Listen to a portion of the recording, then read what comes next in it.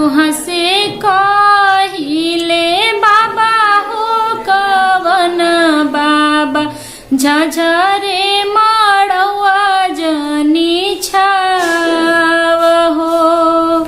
हम तुहाँ से कहिले बाबा हो कवन बाबा झझरे मड़वा जनी छाव हो। झझरे मड़वा से बेटी लहू किए हो गोरा बदन कुम्हिलाई हो।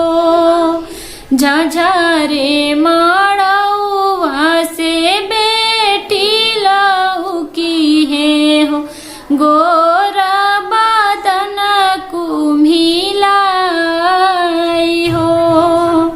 हम तुहाँ से कहिले चाचा हो कवन चाचा झझरे मड़वा जनी छाव हो।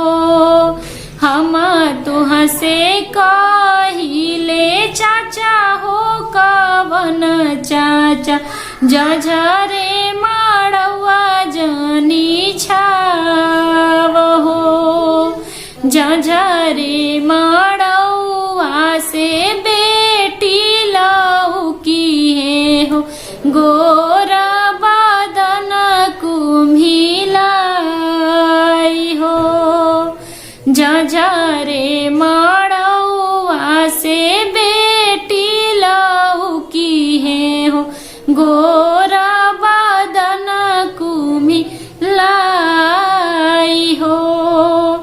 हम तुहाँ से कहिले भैया हो कवन भैया झझरे मड़वा जनी छाव हो। हम तुहाँ से कहिले भैया हो कवन भैया झझरे मड़वा जनी छाव हो। झझरे मड़वा से बहिनी लहू किए हो गोरा बदन कुम्हिलाई हो। झझरे मड़वा से बहिनी लहू किए हो गोरा बदन कुम्हिलाई हो। कि झझरे मड़वा से सूरज चमकी है हो आँखिया जाई है चोनराई हो। कि झझरे मड़वा से सूरज चमकी है हो आँखिया